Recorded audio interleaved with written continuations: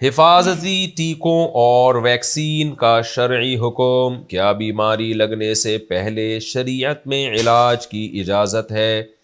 جیسے پولیو کے ٹیکے لگانا یا کورونا ویکسین لگوانا. دیکھیں اصولی طور پر تو علاج میں مبالغہ کرنا یا اسباب اختیار کرنے میں مبالغہ کرنا، اعتدال سے تجاوز کرنا، یہ جائز نہیں ہے. اصول تو یہ ہے کہ حدیث میں آتا ہے اجملوا فی الطلب وتوکلوا علیہ.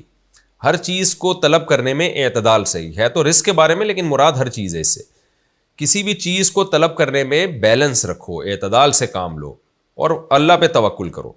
اس کی مثال ہے جیسے آپ نے اونٹ کو، حدیث میں آتا ہے اونٹ کو رسی سے باندھو پھر اللہ پہ اعتماد کرو.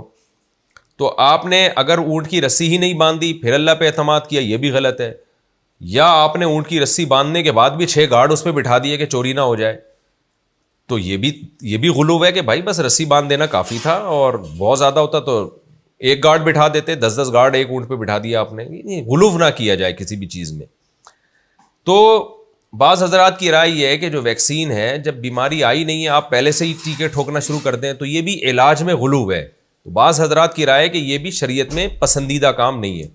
لیکن اس بارے میں یہ خوب سمجھ لیں کہ غلو ہے یا نہیں ہے، یہ بھی ڈاکٹروں سے کی رائے کا اس میں اعتبار ہوگا.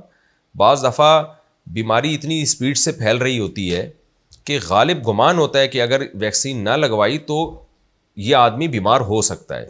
دوسری بات، غالب گمان نہیں بھی ہے کہ بیمار نہیں ہوگا، لیکن اس کی وجہ سے دوسرے بیمار ہو جائیں گے.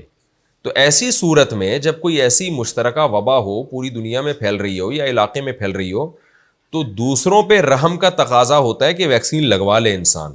کیونکہ آپ وائرس کو جو ہے نا لوڈ کر کے آپ دوسروں تک ٹرانسفر کر سکتے ہو. آپ خود بیمار نہیں ہوگے، دوسروں چلا جائے گا. تو اس بارے میں ہماری ڈاکٹروں سے بہت ڈیٹیل میں بات ہوئی ہے.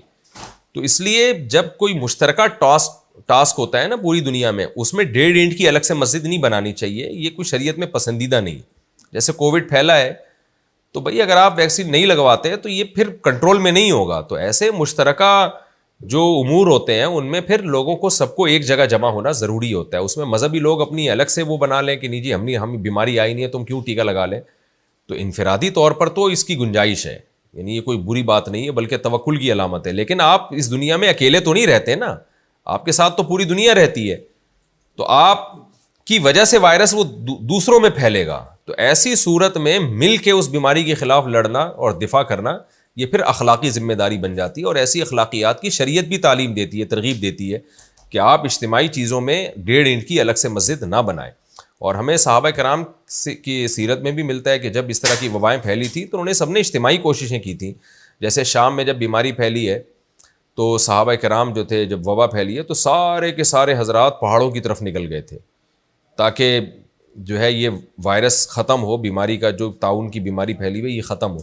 تو جو اس دور میں احتیاطی تدابیر وہ اختیار کر سکتے تھے انہوں نے کی ہیں، کیونکہ دیکھ رہے تھے بہت کثرت سے لوگ مر رہے ہیں.